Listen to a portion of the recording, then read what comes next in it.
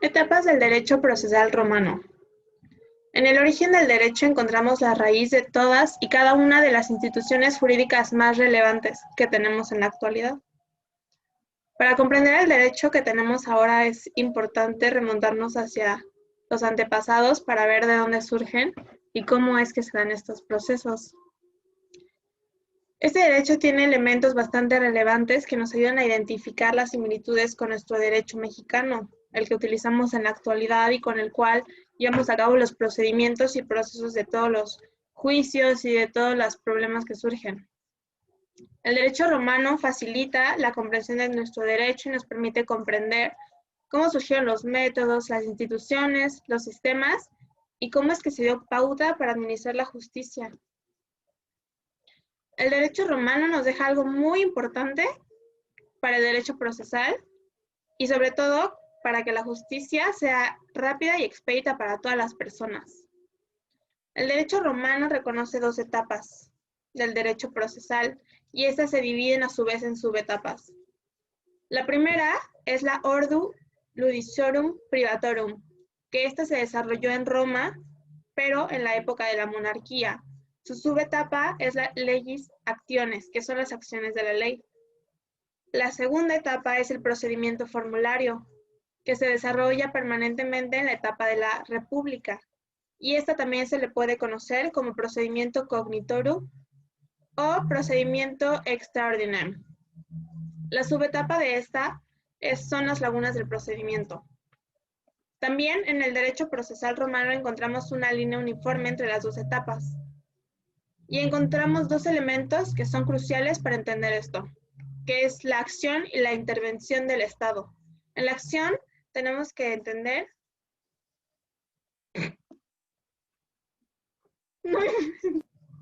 tenemos a la primera, que es la acción, y la intervención del Estado como segunda. En la acción tenemos que entender qué son los conflictos entre particulares y, por el contrario, en la intervención del Estado se dedica más al derecho público.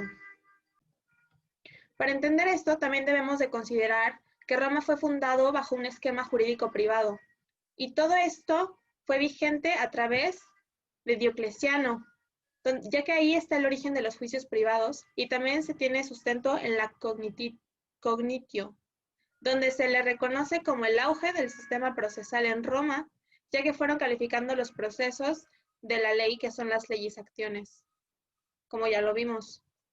Las leyes actiones tomaron fuerza muy importante en todo este tema.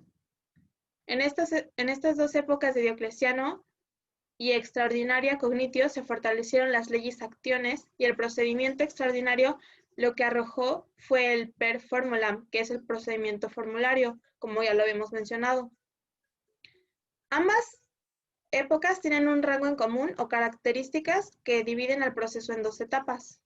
Bueno, en distintas etapas. Hay dos que son muy interesantes, pero también hay que ver las demás. Una es establecer las relaciones jurídicas, haber generado regulaciones en los juicios privados, haber calificado el procedimiento para determinar que la acción es legal, o el procedimiento formulario cuando hablamos de establecer una perspectiva sistemática, que es un sistema como el proceso, que se utiliza para llevar el proceso. Se dividieron el proceso en dos, y al dividir el proceso en dos, la primera parte es la in iure, que es donde encontramos un magistrado que será una tercera persona, que será el árbitro en un problema o en una problemática, donde el magistrado tiene la representatividad del Estado.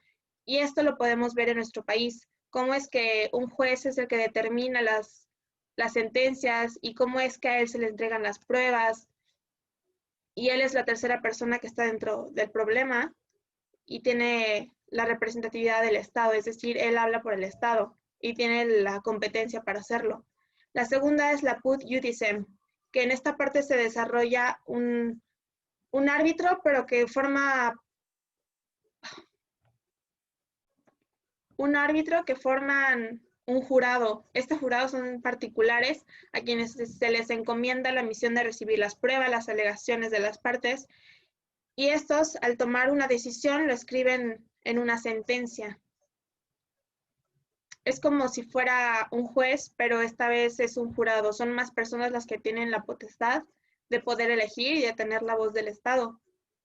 Pero el juez es el que va a calificar la acción. También hay que entender que las normas del procedimiento estaban incluidas dentro de la rama del derecho privado, como ya lo habíamos mencionado. El derecho procesal nace de la parte pública, pero en el derecho romano,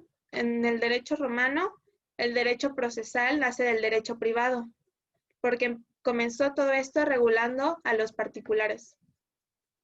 Los romanos tuvieron una concepción del derecho subjetivo en relación con esto, y es importante mencionar que el derecho subjetivo y la acción son el elemento dinámico para la defensa judicial, es decir, se requieren de estos dos elementos para que se pueda llevar a cabo la defensa y comience el procedimiento.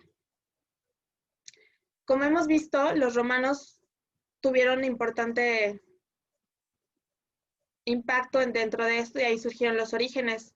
Para ellos hubo una frase la cual era necesaria para comenzar esto que antes habíamos mencionado, y es el tengo una acción. El derecho romano, ya considerando el nexo entre la relación del derecho subjetivo y la acción, y llevarlo a lo dinámico de la defensa judicial, como lo habíamos mencionado, inicia una defensa clásica del derecho romano, donde se incorpora un sistema de derechos subjetivos y de acciones.